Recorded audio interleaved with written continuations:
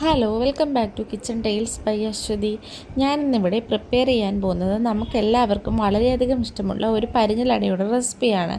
അപ്പോൾ നമ്മുടെ പരിഞ്ഞിലടയ്ക്ക് വേണ്ട ഇൻഗ്രീഡിയൻസ് എന്തൊക്കെയെന്ന് നോക്കാം. ഞാനിവിടെ നമ്മുടെ പരിഞ്ഞിൽ കഴുകി വൃത്തിയാക്കി എടുത്ത് വെച്ചിട്ടുണ്ട്. കൂടെ തന്നെ 2 കോഴിമുട്ട, പിന്നെ കുറച്ച് കൊച്ചുള്ളി തന്നെ വേണമെന്നില്ല, സവാളയായാലും മതി. പിന്നെ കറിവേപ്പില, ഒരു ചെറിയ പീസ് ഇഞ്ചി, 2 പച്ചമുളക്, കുറച്ച് തേങ്ങ ചിരകിയത്. ഇത്രയുമാണ് നമ്മുടെ പരിഞ്ഞിലടയ്ക്ക് വേണ്ട ഇൻഗ്രീഡിയൻസ്. ഇനി നമുക്ക് ഒരു ബൗളെടുത്ത് ബൗളിലേക്ക് അരിഞ്ഞു വെച്ച കൊച്ചുള്ളി ചേർത്ത് കൊടുക്കാം.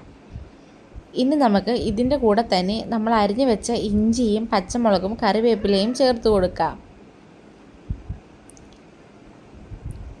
ഇനി നമുക്ക് ഇതിലേക്ക് നമ്മൾ ചിരകി വെച്ച തേങ്ങ കൂടി ചേർത്ത് കൊടുക്കാം. തേങ്ങ വളരെ കുറച്ച് മതി. എന്നിട്ട് നമുക്ക് ഇതെല്ലാം കൂടി കൈ കൊണ്ട് നന്നായി ഒന്ന് മിക്സ് ചെയ്യാം.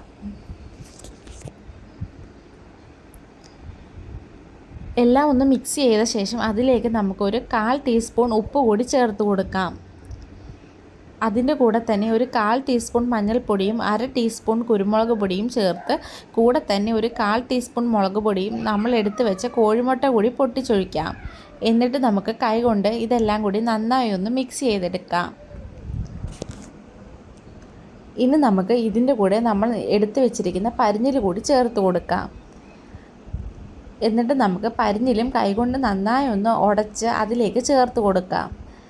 മിക്സിയിലിട്ട് അരച്ച് ചേർത്താലും മതി. ഞാനിവിടെ കൈ ഉപയോഗിച്ചാണ് അത് ഉടച്ച് കൊടുക്കുന്നത്.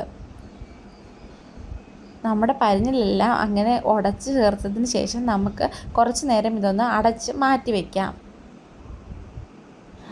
ഇപ്പോൾ ഏകദേശം ഒരു അരമണിക്കൂറായിട്ടുണ്ട്. ഇനി നമുക്ക് നമ്മുടെ പരിഞ്ഞിലട ഉണ്ടാക്കാൻ തുടങ്ങാം.